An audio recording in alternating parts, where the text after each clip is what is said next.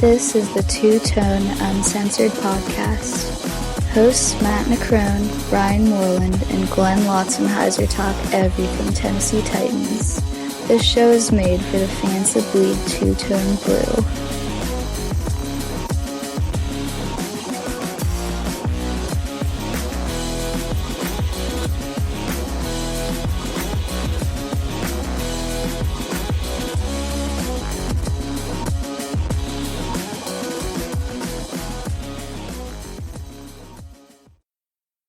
Hey, this is Kevin Dyson, former Tennessee Titan, and you're listening to Two-Tone Uncensored.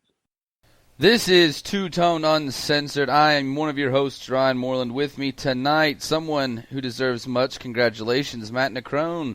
6,000 members strong now on the Tennessee Titans Uncensored fan page. Congrats, man. We the best. And nothing more. That's it. That's all. I do a shot to that. Another guy that deserves a lot of congratulations on being the official face of the Tennessee Titans, Glenn Lotzenheiser. What's up, Glenn? Hey, man, I'm driving back from Nashville. I didn't get the wide receiver coach job. My bad. I tried, guys. Take a shot. Let's do it. Only if trying was good enough. Okay. It's going into the offseason now. We don't have a lot to cover. There's a couple small news stories here and there to cover, but not a ton of stuff. So tonight we figured what we would do is just have an episode where we answered all of your mailbag questions. Just get all of them. We have a bunch of them here tonight that we're going to get into and cover, and we'll talk about a little bit into the playoffs and what's been going down and who we have in these next upcoming games in the championship games. So let's start off here with the first mailbag question from Taylor Hurst. Frisman Jackson, and I know I'm probably saying his name wrong, but Coach Jackson was announced as the new wide receiver coach. What do you think he brings to the table for us, and how do you think he can help us develop young guys like Tarzay Sharp and whoever we end up getting in this draft? Honestly, this is pretty much a who for me. I don't know enough about the guy and what he's done, what his body of work is, to have a real opinion on him. I'm curious to see. They didn't go and get an established guy, so I'm curious to see what he does bring to the table. You know, what kind of changes we see in our group this year.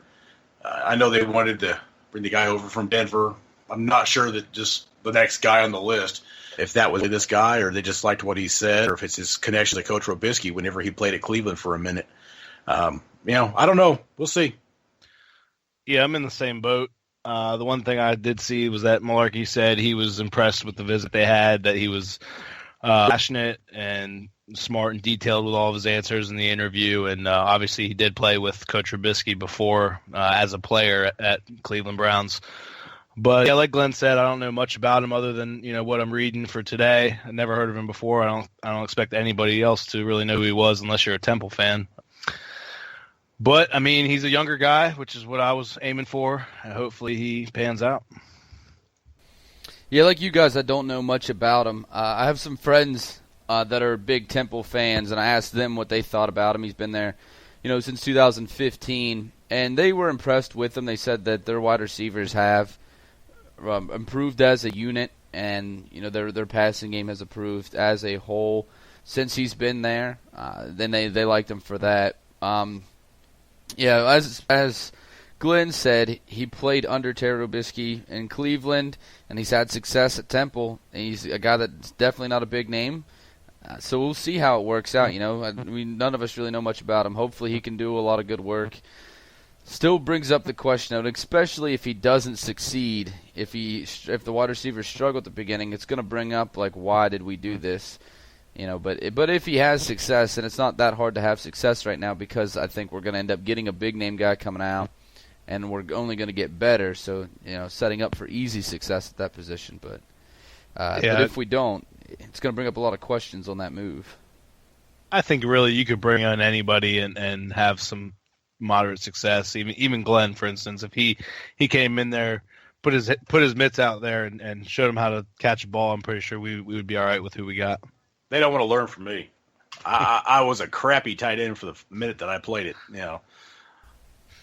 Well, I Good played thing slot we receiver on the team that ran the ball much better 45 blocker. times the game, so I can tell him how to block. Yeah. There you go. I was going to say, I can show him how to block and knock somebody's socks off, but I can't do him a lot of good for catching the ball. That over-the-shoulder thing where you look back and catch the ball, that doesn't happen in my world.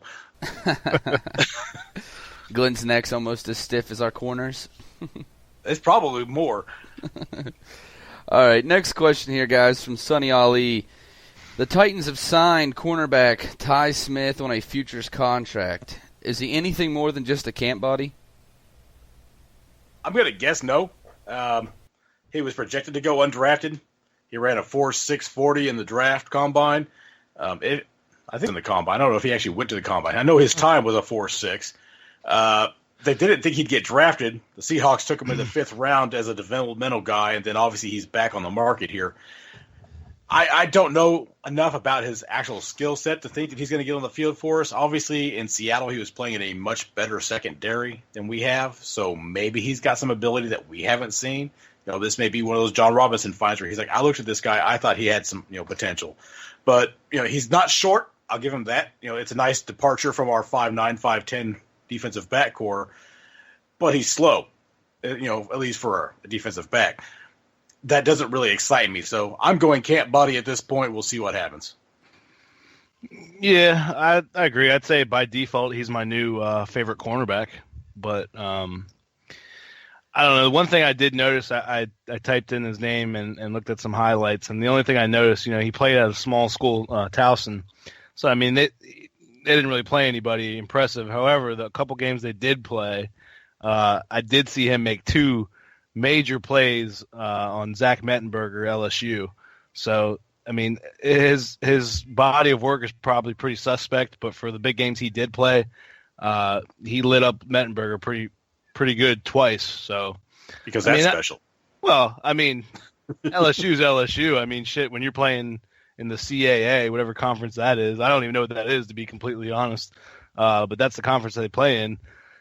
Apparently they play a game or two, a big game or two a year. So, I mean, they played LSU, and I think Ryan told me earlier they played West Virginia one year. So, I'm not expecting huge things from this guy, but it can't be any worse than what we got. That's the only way that I know him, is he did play West Virginia one time when he was in college, and he did get handled, but he was going up against Kevin White, who, is that last year that Kevin White was in West Virginia where he just had a fantastic season, and he's huge and fast. This guy's not that big and slow, so it wasn't a good matchup for him. But this is the 9th guy that we've got on a futures or a reserve contract.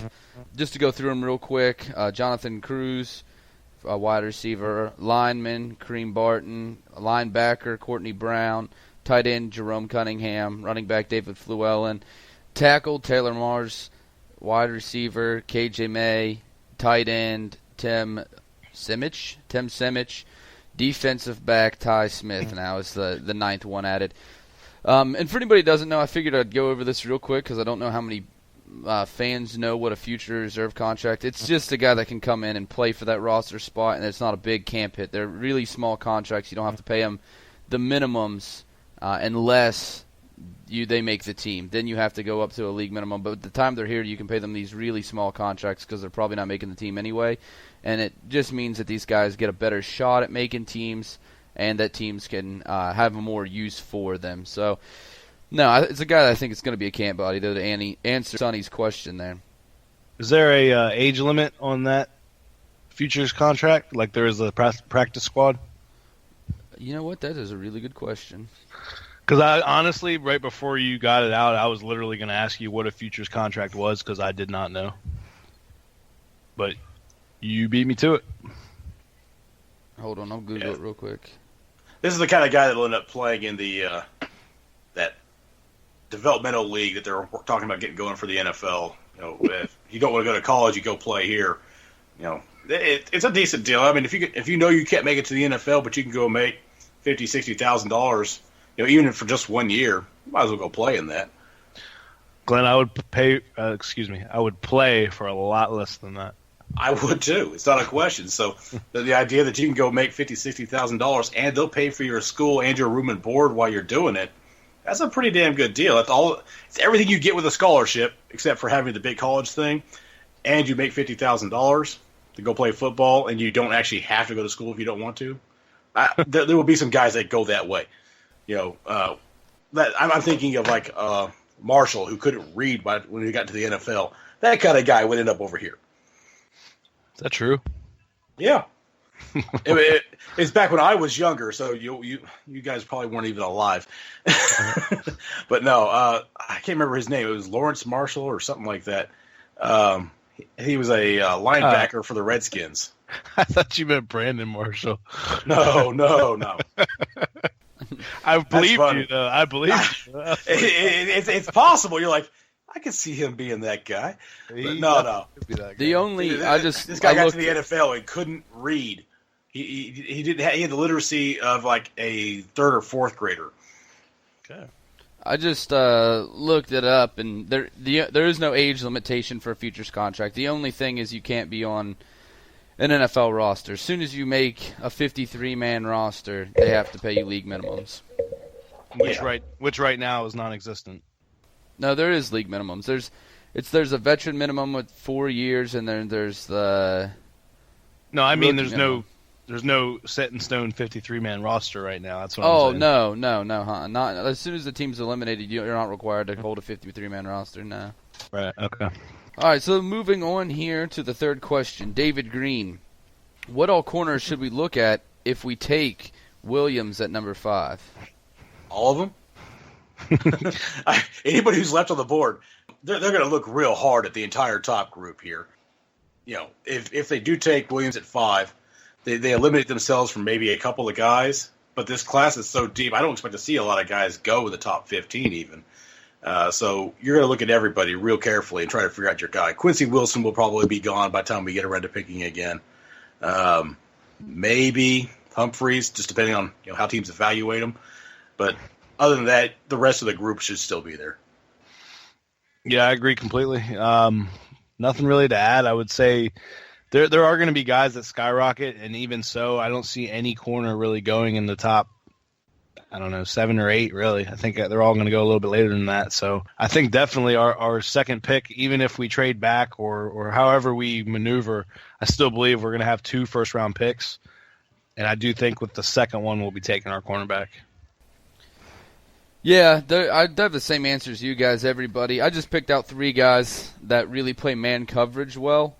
Just because that's what we've been doing a lot of, and that was Quincy Wilson, who Glenn mentioned, Desmond King coming out of Iowa, and then Marlon Humphreys from Alabama, who's a little raw. We've talked about him before on the show. He is raw. He's a guy that is going to take a little bit of time, but the measurables are so damn impressive. As big as he is, he's still got speed. That's what's going to push him up into the first round, I believe. But those 3 guys play man coverage probably the best out of all of the people that are coming out. So those are guys that you could expect seeing. But I think everybody that's still on the board you could see here. This is a really deep class, like you guys said, at corner. I wouldn't be surprised if even with if we do end up trading back a little bit to get a second rounder, I wouldn't be surprised if we go corner at that point. Yeah, because they're going to take need and value at that point. And outside of Mike Williams, there's not really much to be looked at for the first round, except for maybe those inside linebackers. It just kind of depends on where you land with that, when you move down. Yeah. Here's a question for you guys, going off of this question. Do you think if we did trade back one of those 2 first-round picks, traded back and got an early second-round pick, could you see us waiting until that early second-round pick to get our first corner off the board?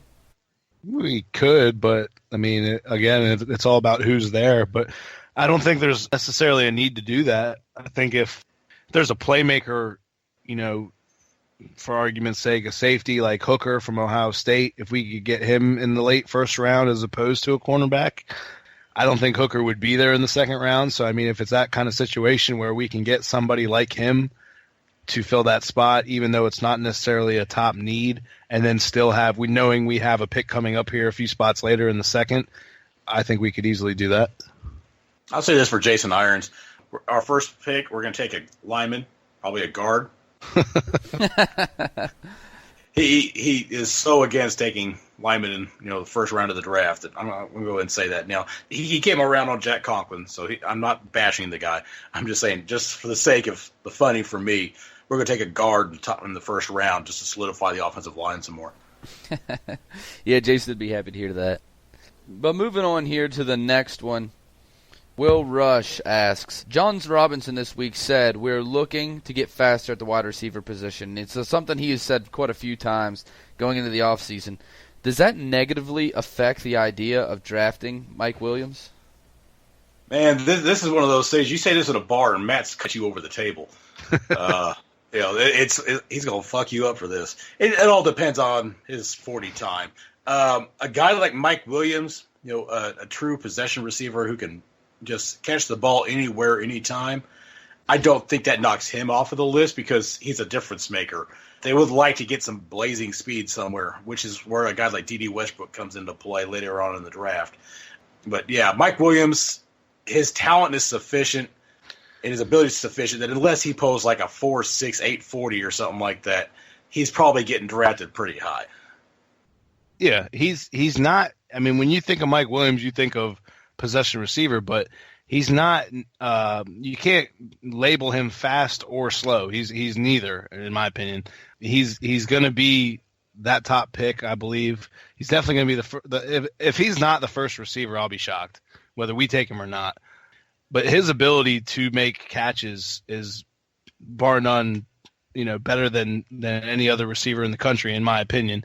There's going to be plenty of guys that have speed that we can get later on. That's not the issue. There's always that diamond in the rough later on in the draft or even in free agency. But to grab a guy like that with that kind of ability, I mean, you can't go wrong, in my opinion. He's made so many plays. And the thing is, man, like we came last year's national title game, we didn't have Clemson saying we didn't have Deion Kane, we didn't have Mike Williams because he had that neck injury.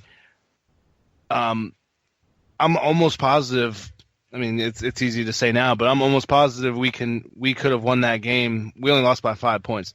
If we would have had Mike Williams in that game, he probably would have went pro last season, and who knows where he would have ended up. But he's not going to be a burner.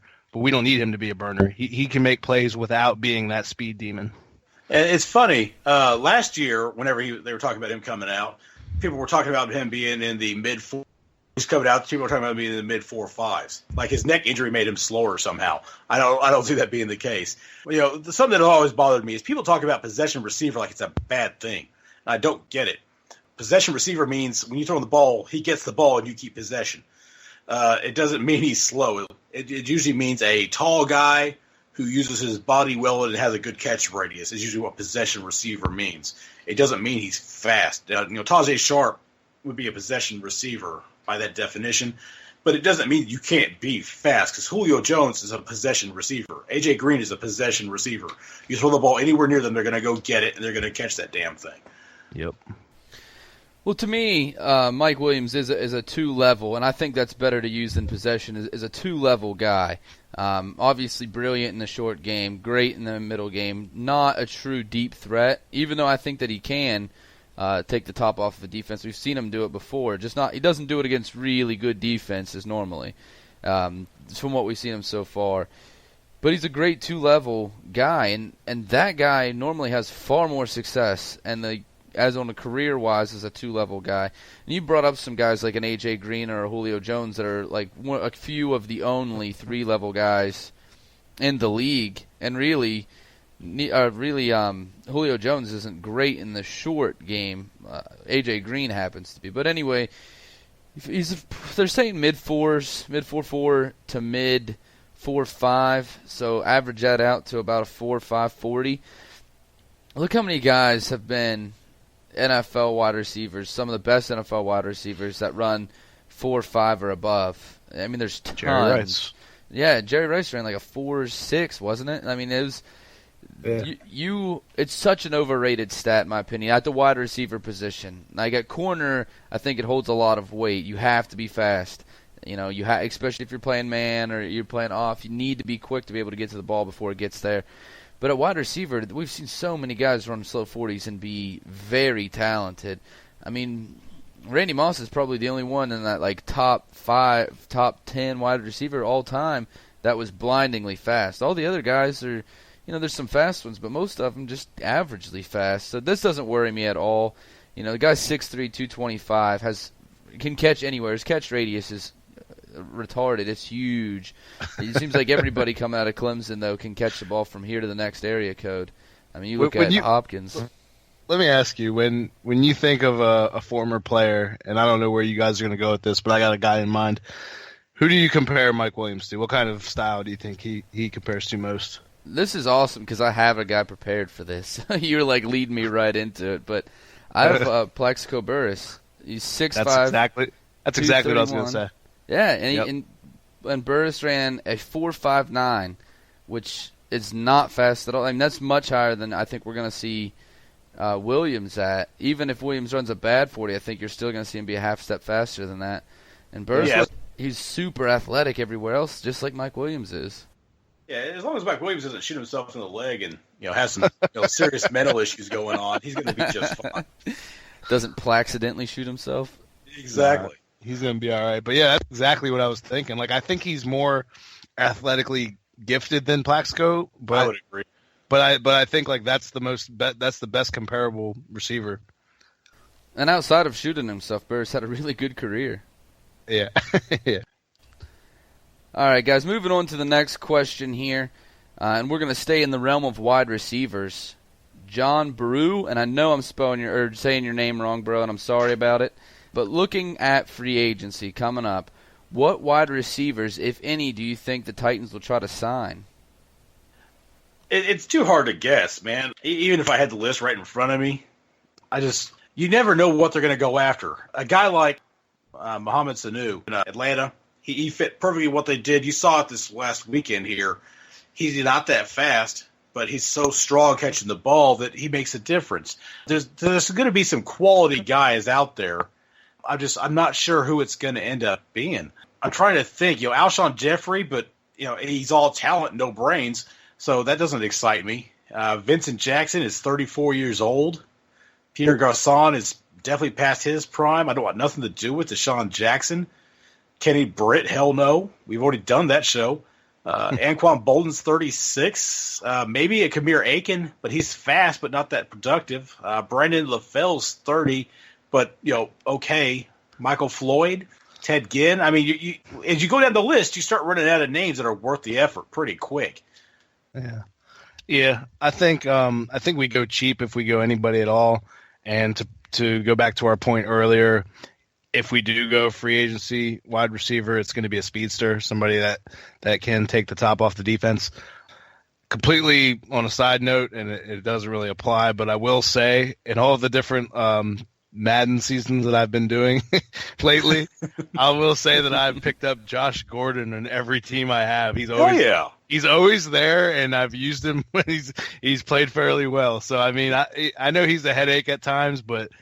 And I don't know what he's going to command as far as a salary goes, but if he's cheap enough, sign him up. Yeah, I mean, in a Madden world, you take him and Alshon Jeffrey, and you stick those guys out there on the outside. You give yourself someone really fast at the slot and burn him up through the middle, and you're going to dominate. But, in the real world, Gordon's not going to play a whole season. He's going to get suspended again at some point. It's going to happen. I think a more realistic kind of guy would be like a Terrell Pryor if he actually gets out there, because he had such a great season this year. I just don't know if the Browns let him walk away. Almost anybody else, but not him. Maybe a Robert Woods from Buffalo. Yeah, to Terrell Pryor though. Okay. I was going to say Terrell Pryor. Cleveland actually said he's the only one not available for trade. The whole team is available except for Terrell Pryor. Except for he's going to be a free agent. They haven't signed him yet. A guy like Cordarrelle Patterson, he's shown a lot of special teams ability, not much on the field as a receiver, but he's got all kinds of speed. It's just I understand that he's not real sharp. I think they're more likely to go after somebody like a Russell Shepard from Tampa Bay. Someone who did a pretty good job whenever he played, had some issues, but can catch the ball a little bit. You're not going to see anybody big and exciting out there. You brought up a lot of names I was going to bring up. Terrell Pryor is definitely one. They're estimating on Sports Track. I love using these guys. They're because they think numbers, much better than I think most people do, and they have him as an estimated market value at $9.1 million. So it's not going to be a cheap guy to get for sure, but definitely a difference maker. And you can do a lot with him, especially all the cute stuff that Terry Robisky loves to do. He'd wet his pants getting a guy like that. Brandon LaFell does have that speed, but age is, definitely a question mark for him. Kamar Aiken was the guy that I think. I like Kamar Aiken. He is a guy that's just a burner, but he's not going to be very expensive. He still has some definite years in front of him.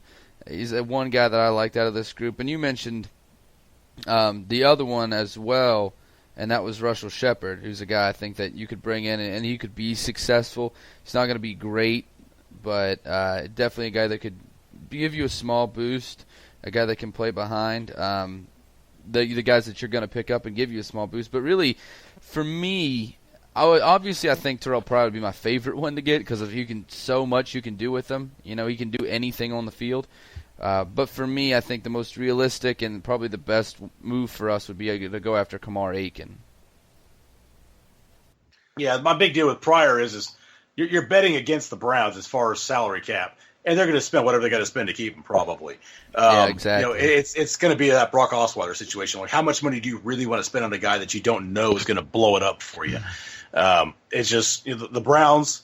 They don't have a lot left in this world. They don't have a lot of pride or anything else going on. So keeping Terrell Pryor is probably the one guy that they're gonna hang on to, and you're going to go real high. Hey, let me just tell you this. I'm looking at and I don't know what made me, but I'm looking up at the roster. There's a lot of guys that are not going to be here. I don't know if you guys realize who we're actually going to who we'll have next year, but I don't think Harry Douglas is coming back for one. Mariani, I don't believe, is coming back. That leaves us with Rashard Matthews, Tajay Sharp, Kendall Wright's gone, and Trey McBride's the only other receiver on the roster right now. Yeah. So, that leaves us with a pretty big hole at receiver that I didn't even realize we had. Well, that's why we were kind of going through those mid-level guys. This is a guy. And they're as much, fill-in third guy on the, field backup guys as anything else.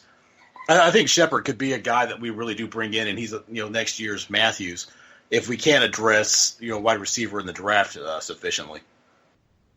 I think we're going to have to go after somebody. I don't think the big names are just not that exciting. We've gone over it before, and you, Glenn, you were talking about it. The big names in this class are just not that exciting.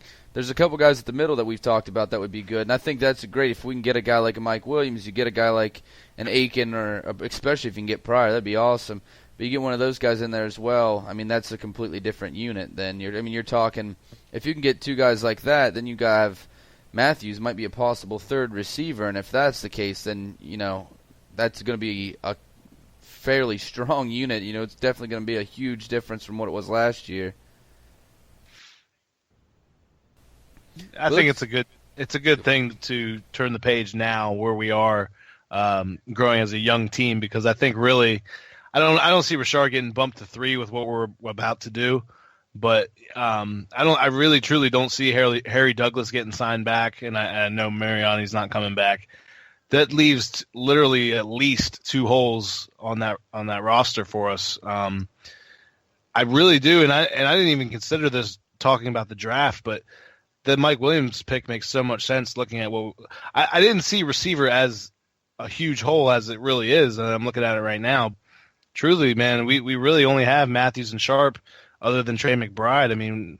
I don't see him as a starter. I don't know if he makes the roster next year. Yeah, once you look at the depth, you understand that receiver is an issue. They're obviously talking about speed, and they're not going to Williams is the only guy they're going to spend big money on signing. The other guys like Ross, blazing speed, you don't take him at the top of the draft. So you look for the burners later on. I'm really curious to see the combine times, and once we get the combine times, those guys who are posting really fast times that you don't know much about, those are going to be the guys that we're going to have to go do some research on, because they hit the radar instantly. And that's the kind of difference maker that John Robinson will be looking at outside of that top-level receiver. But Mike Williams makes a lot of sense, with what you just read off. And any of these guys are good value fill-in guys. Gordon and Jeffrey would be so much sexier if they weren't Gordon and Jeffrey the man instead of just the player. Because Jeffrey can't stay healthy and Gordon can't stay eligible. So they take themselves out of the conversation, and they're both really physically gifted guys. So, we're talking about bringing in some good fill-in guys. A Pryor would be a good second receiver to have, and he might make them think twice about drafting Williams with that top spot and trade further back. But you still have to find a receiver. Some extra speed would be really nice because Matthews is your deep guy who worked out pretty nice this year. But Mariota has shown the ability to throw the deep ball and be effective. So if we can get a burner in here, it's going to be really nice to have somebody who every time they do a play action, the defense is kind of wondering, where's that guy at? You have to go check on him because he might be flying down the field. That ball might be about to come out. Especially with the entire defense playing so far forward to try to stop DeMarco Murray. I mean, that gives you a lot of options down the field. And if we had more than just Matthews that could run down the field and catch a pass, I mean, it would have been huge last year. And that's what we're talking about moving forward, is having another guy that can stretch the defense like that. I mean, especially if you got a spy on Mariota, too. Exactly. But we're going to take a quick commercial break right here, guys. When we come back, we have some more questions to go to, and we're going to talk a little bit of playoffs here and what we expect for the Super Bowl. So we'll be right back. Time to pay the bills. Some quick ads, and we'll get right back to the show.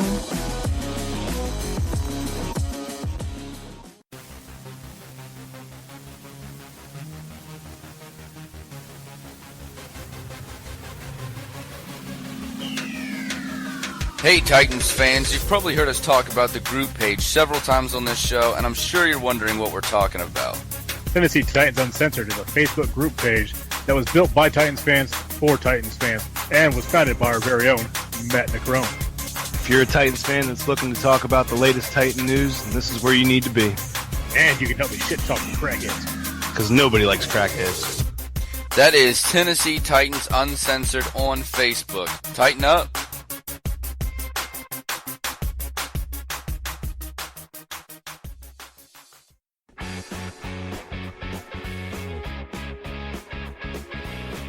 Hey guys, you've heard us talk about Hang 10 Apparel before on the show, and if you haven't checked them out, then you're truly missing out. Hang 10 is the one place to find unique Titans gear that you will not find anywhere else. Whether it's a Mariota hoodie, a Mahalo at Your Boy t-shirt, or Mike Keith's Music City Miracle Call on a sweater. There are no flags on the field! It's a miracle!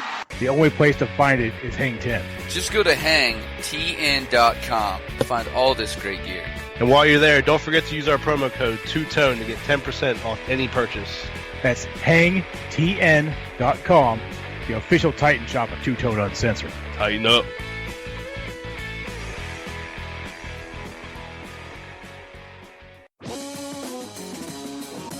You're listening to Two Tone Uncensored, brought to you by Podbean. Hey, this is Bo Scaife. You listening to Two Tone Uncensored. Tighten up. And we're back from this commercial break. Let's get it right back into the questions here as we bring you an all-mailbag edition of Two Tone Uncensored. The next question, Garrett Cole asks, Amy Adams stated the uniforms will be updated in 2018. What would you like to see Nike do with our uniforms? I don't care. We had this conversation a while back. Actually back before the season started, when this first kind of came up, they were talking about that we might be changing it. People wanted some more red or wanted all red uniforms. Anything that stays, two-tone blue, because that works for us. And, if they want to get a little bit more Oilery with it, I'm fine with that. I wouldn't mind some throwback kind of a look to it. But that doesn't have to happen that way. I don't really care too much as long as the product on the field is good. I will watch whatever color uniform they want to put out there, even those damn color rush uniforms. If they want to play those full time and we're winning, whatever. Yeah, I'm in the same boat. I do think that even though she had said that it's going to be a minor adjustment, which actually puts me in a better place because I really don't want to change up, obviously, the two-tone blue. Adding a little red doesn't bother me, but I don't think major changes are going to happen. I do think that the sword should be more of an intricate part as opposed to the T that we got. I don't care, like Glenn said, as long as we're winning. But I do like what we have already. I mean, a minor adjustment can't hurt. But why change it if it's working? It would suck for us if they switched from two-tone blue. No, but the only thing uniform-wise that I really care about is, like, bring back the throwbacks once a year. That's the only thing I'm asking. Like, Amy, if you're listening, once a year, let's get the throwbacks in. But besides that, I don't care. You know, she already said it's going to be small changes. And Matt, you brought up a good point. More of the sword, less of the T, I think would be cool. But really, I don't care except for throwbacks. I want to see more of. Yeah, I wouldn't mind seeing a sword, or with Nashville being the Athens of the South and that kind of thing. That's awesome. Anything, if they want to bring a Greek god kind of thing in there or something, sure, whatever. Just don't fuck with it too much, because it's a good looking uniform now, and something more sword like would be fine with me, because I mean the T lends itself to that really well. They don't have to make a lot of huge changes to do that. I want like a silhouette of Glenn's handlebar mustache on the back of the helmet, like a little sticker just on the back of the helmet of a silhouette of that stash. We turned it into a biker vest with cuts. Oh fuck! A bunch of bikers with swords, mounted on their bikes. They come riding out. They come riding out at the beginning of the game and pull out their swords, and they're like riding around the field doing fucking burnouts and shit, and with their swords waving in the air, and then ride off. Glenn kills T-Rack in the first game. The new mascot. There you go. T-Rack sword fight right off the bat. Fuck your raccoon. That's right. Yeah, now the mascot, I could stand to replace that. Yeah. What the fuck does a raccoon have to do with the Titans? Is there a story behind that? I'm sure there is. I don't know it, but isn't it just because they have a lot of raccoons in Tennessee? I thought that was always the thing behind it. Got a lot of deer and roadkill too. You don't see them dragging out that shit. Right. Yeah, I don't know. He could go. Wouldn't bother me. I honestly thought that they would have something more Titan-y, as their mascot. That we broke out the raccoon for T-Rack. I'm like, what the fuck? At least a T-Rex or something. I mean, come on. You just see the raccoon that has this like tire marks over his chest where Glenn and his biker gang ran him over. I do have a T-Rack pillow, so I'm not like a full-blown hater, but I just don't understand where it came from. I'm not hating. I'm just saying it's ripe for replacement. Yeah. I mean, again, it's one of those things where I don't care. But if you talk about replacing stuff, let's get rid of the raccoon, because what the hell does that have to do with it? Dude, ask any fan that's not in the AFC South, and they can't tell you what the Titans mascot is, and then you tell them raccoon, and they never believe you. Yeah, it's like, why? It's like having a sea turtle for the Dolphins mascot or something like that. It doesn't make any sense. That would at least be in the same theme, like ocean life. Enough. Like that would even make more sense than the T-Rex does. All right, guys, let's jump into the next one. Mallory Walsh asks, Chip Kelly interviewed for the head coaching job for Jacksonville, obviously did not get it, but now is going back to interview for the offensive coordinator position. Does this possible hire scare you at all? No. Fuck Chip Kelly. No, seriously, though. It would be a nice upgrade for what they do on offense, but it would just fuck up their running game. He's shown that he can't handle running backs. They don't have a scat back there. Their problem they had this year is that they have two slow running backs. They have two guys who aren't explosive. They can't get it done anymore. So unless you're going to bring in a new running back, somebody fresh to upgrade that position, and that guy's got some speed and doesn't need a blocker in front of him, the best guy he ever had for what he does on offense was LaShawn McCoy, and he traded him away because he didn't like him. I don't get it. I don't know what they would bring him in there for, because he's not going to help their running game any. And I haven't seen anything from Blake Bortles that makes me think that he's going to excel in that position like that. Yeah, not worried whatsoever. I'm not impressed with Chip Kelly. I'm glad he's not here. I'm very glad he's not our head coach right now. People had suggested that maybe we should bring him in as offensive coordinator. I don't even like that idea. I get that him and Mariota have that connection, but I mean, just all the dumpster fires that he started, and some of them are still burning right now. So, I mean, I don't want anything to do with him.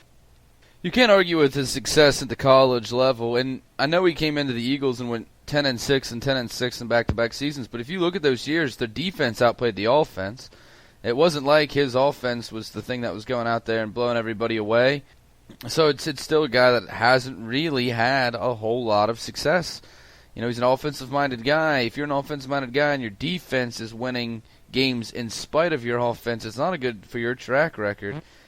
Just not that impressed. And no, this doesn't really worry me that much. Chip Kelly seems to only succeed when he has very athletic quarterbacks too. And Blake Bortles, I still think is a good quarterback, but he's definitely not athletic.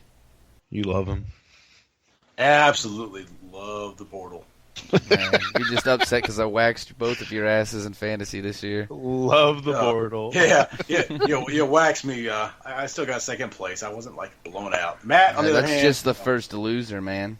It was a first loser, and it's still the same thing as being in last place. I accept that fact, but wax is a little overselling it.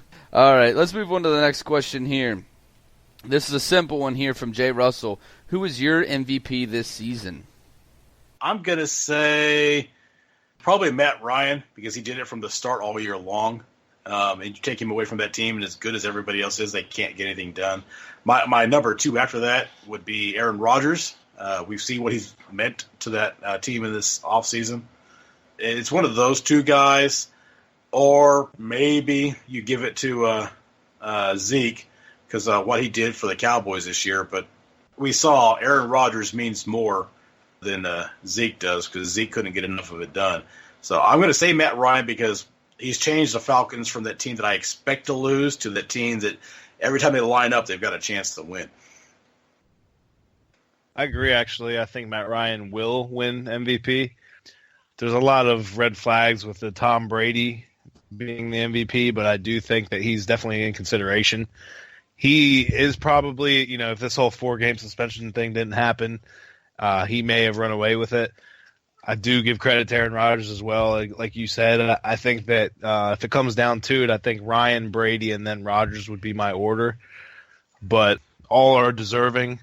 Aaron Rodgers might be maybe not the best quarterback this season, but for the past few years, other than maybe Brady, today he's probably the best one. But I do think that Matt Ryan, overall body of work, stats, performance, and where they are right now, they play each other this week, so obviously that's going to be something to watch, and we'll see which one comes to play. But I do think Matt Ryan probably deserves it the most, and I think he is going to win it. My answer is Matt Ryan as well. We're seeing right now Aaron Rodgers come alive, and if he played like this all season, there's no question it'd be him. But, obviously the playoffs do not count. It's what you did in the regular season that matters, and Matt Ryan was obviously the best quarterback this year. You look at his stats, he played unbelievable. Had a really great season, really coming into form for him, into that elite conversation after the season that he had.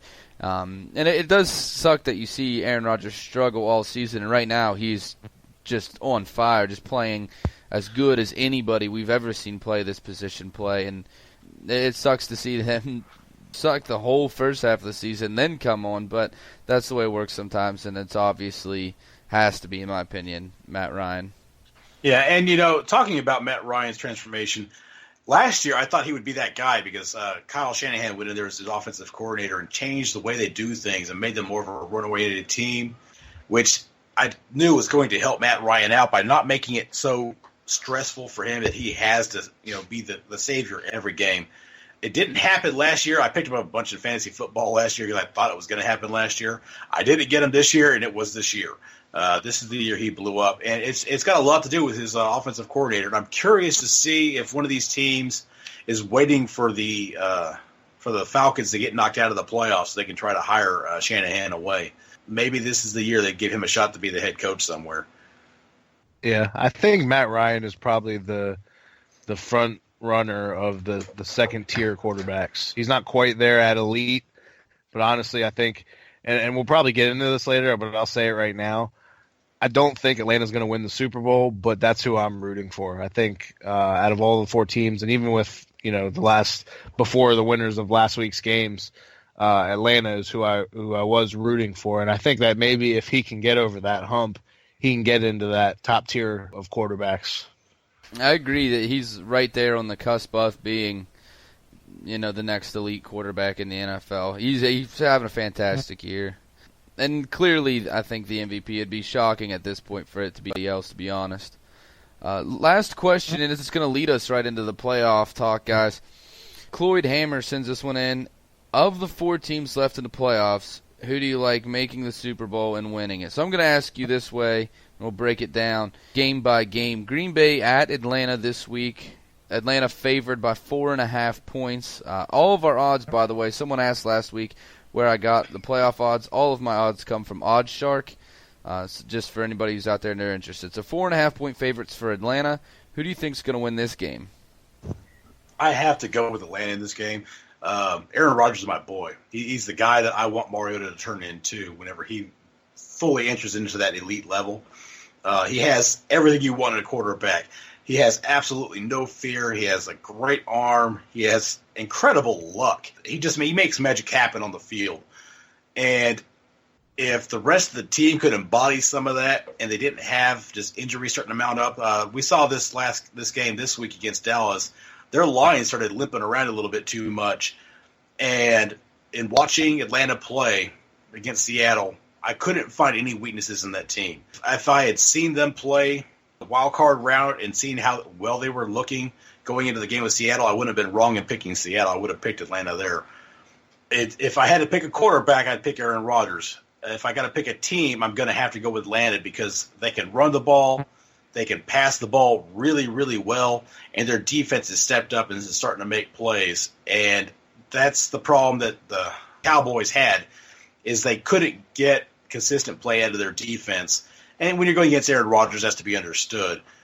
But I don't think the Packers will be able to run the ball as well in Atlanta as they did on the Cowboys, and that's going to be the difference. It's going to end up being the Falcons, I think. I think a lot of us are still viewing the Falcons as the Falcons of old with the suspect defense that always seems to fold when it's crunch time. But from what I saw last week, that is not the same team. I was really impressed with the intensity of the stadium. That was, the fans were there. They were ready for whatever was coming their way. They manhandled Seattle, offense and defense. But the one major issue I see with that game is Julio Jones' health. I know his ankle's been bothering him all year. He's been off and on. I don't think anything is keeping him out of this game. If we're going on spreads, I might take Green Bay, but I do think Atlanta's going to win this game. I'm going to be the odd man out here because I'm going to take Green Bay. And I know on paper Atlanta lines up better. Their defense, you got guys like Vic Beasley on that defense who's had a great season this year. Their secondary has definitely improved after being one of the worst in the league just a handful of years ago. And now, we're talking about some guys that have performed very well. You have Julio Jones, who his health does scare you a little bit. Without him, that's a huge loss for this offense. A lot of the offense goes through him. And then you have two dynamic running backs, some solid receivers outside of Julio right under him. But Aaron Rodgers right now is just playing untouchable. He's unreal. Even when these guys are guarded, he's getting footballs to them. Even when you're playing double coverage, he's finding guys. And there's no guy to tee off on. We watched a Green Bay team beat Dallas without Jordy Nelson at all, and it looks like Jordy Nelson will be back this week after taking that shot in the ribs in the wild card week. So with the Jordy Nelson back, and you have guys like Jared Cook, who's been playing outstanding. That catch he had at the end of the game was nothing short of flawless. Randall Cobb, you have a lot of receivers there, a lot of guys that can make plays on this team. On the defensive side of the ball, they're going to have a tough matchup to be sure, but this team is pretty solid against the run, one of the better teams in football at stopping the run. A lot of that has to do with Clay Matthews playing there and some solid linebacker play. If Julio Jones is not 100%, it really worries me what Atlanta's going to be able to do, because that means that you can put more pressure on that running game and slow it down, and then those other receivers are good but definitely coverable. Julio Jones is the only one on that team that is really an uncoverable kind of a guy. But I'm going to take the Packers here, but I think it's going to be really tight, very high-scoring football game. Yeah, I want to take the Packers. If I was one of those people that had a second football team, it would be the Packers. I can't be that guy.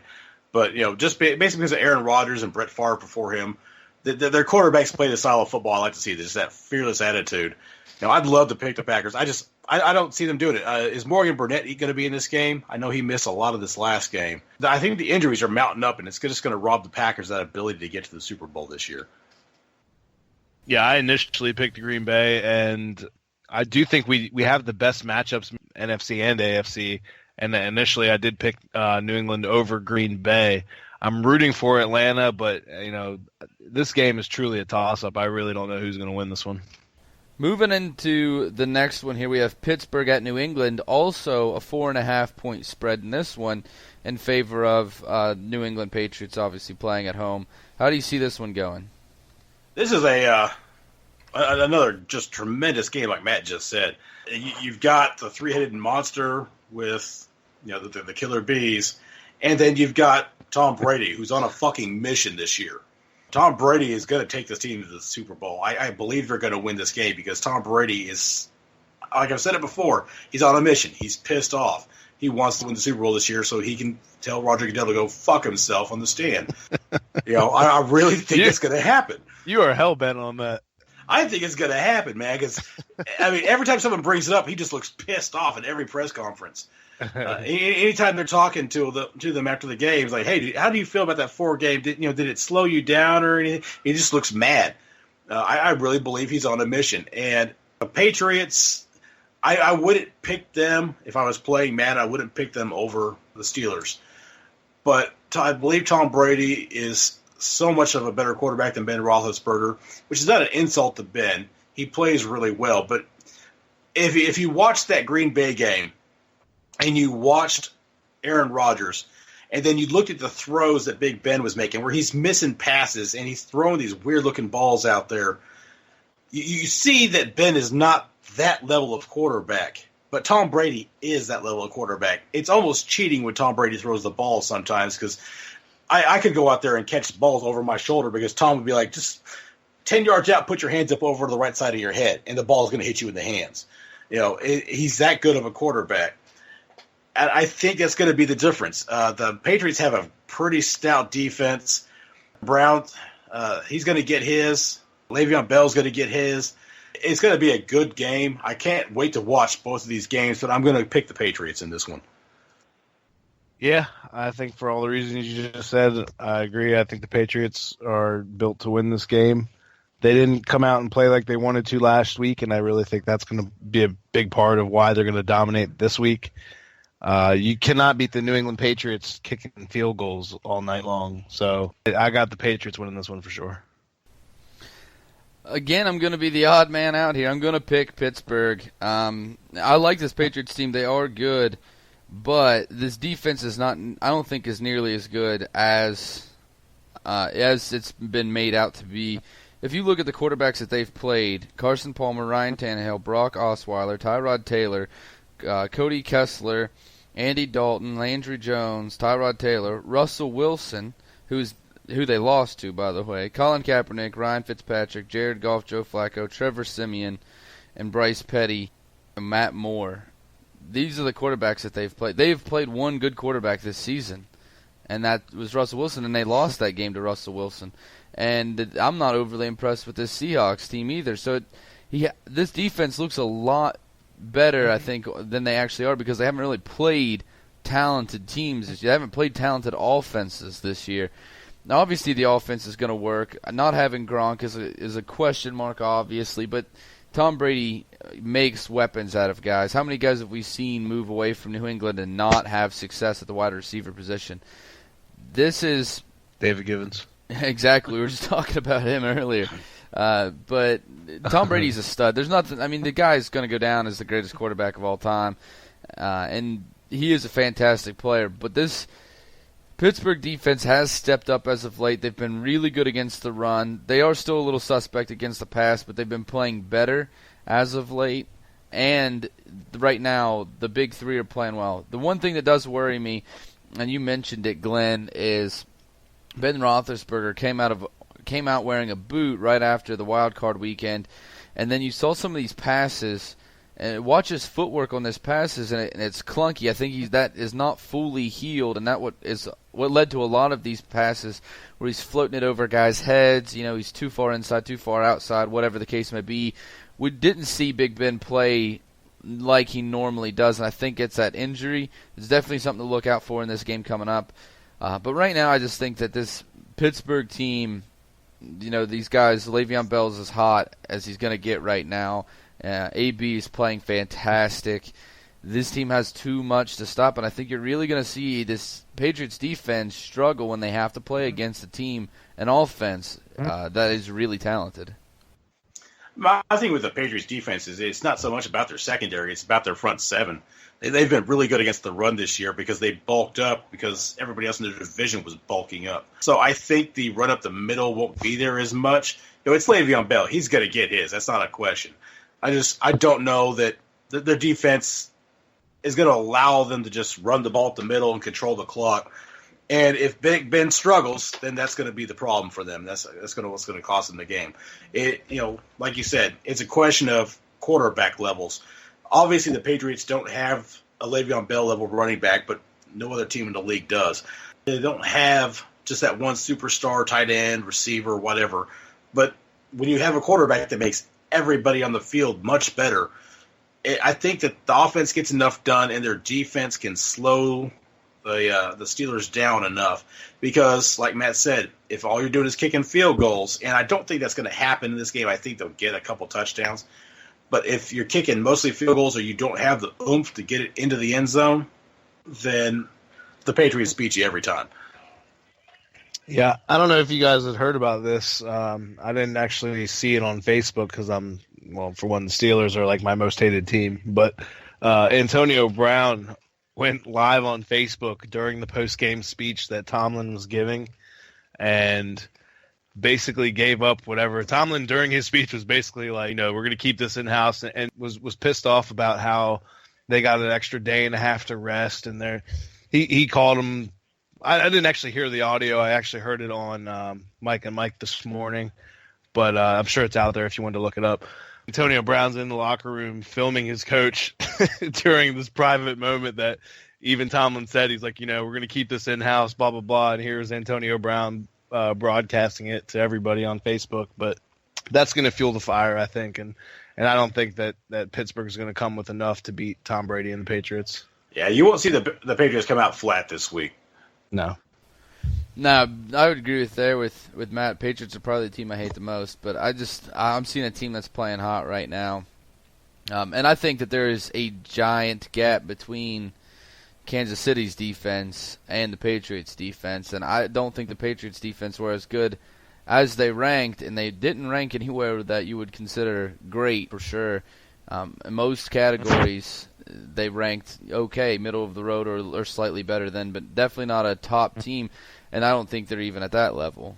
I think they're closer to the middle of the road or below average than they are closer to the top.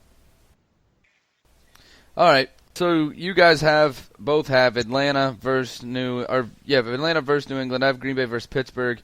Who's going to win the Super Bowl for you two? If Brady would promise me that he was going to go out there and flip off Roger Goodell, I would absolutely say the Patriots. That probably doesn't really happen in real life, though. So I'm going to go ahead and say the Falcons because I think they're a complete enough team that they could actually beat the Patriots. I will say that I still believe. Let me just state this again. I'm actually rooting for the Falcons no matter what happens. I do think it'll probably be Green Bay and New England. And I got New England beating whoever they play. I think New England's winning this one. You're a Matt Ryan fan? I have, obviously, like I said earlier, I have Pittsburgh taking on Green Bay in my Super Bowl. I'm going to take Green Bay. Just right now, Aaron Rodgers is playing so hot. It's hard for me to pick against him right now. And so that's who I'm going to go with. So that's about all the show that we have this week. We'll be back. We're going to head into some more off-season stuff. We have a lot of plans, a lot of stuff in the works for this upcoming week and for the weeks that come after that. We also have a good friend of the show that's going to start writing articles for us that give you an in-depth look at our AFC South rivals. The Texans, the Colts, the Jaguars, and what they're doing throughout the offseason. It's going to continue into next season. This first article should be up this week, sometime about when this episode comes out. So be sure to keep your eye out for that. It will be on our site at twotonepodcast.podbean.com. Also, as always, you can find the show on Twitter, the Podbean app. The Podbean app, and anywhere where you can find iTunes, you can find the show. Thanks, everybody, for listening. Let me get this in there. If you guys haven't already, you got to go to hangtn.com, put the promo code two-tone in for 10% off any item. I just got my Mari Goda shirt in the mail today. I'll post that on the Facebook group, but make sure you guys go and check that out. Absolutely, and sometime this week we're going to put out like some kind of survey for everybody, what you guys want to hear throughout the offseason. We'd love to get everybody's input. Just what kind of stuff are you interested in hearing through the offseason? Because obviously it's a long time before we get to watch some Titans football again. So just what everybody wants to see. It'll be out sometime this week, so keep an eye out for it. We'll push it across all of our social medias on Facebook and Twitter, so everybody can get a chance to hear their get their opinion heard.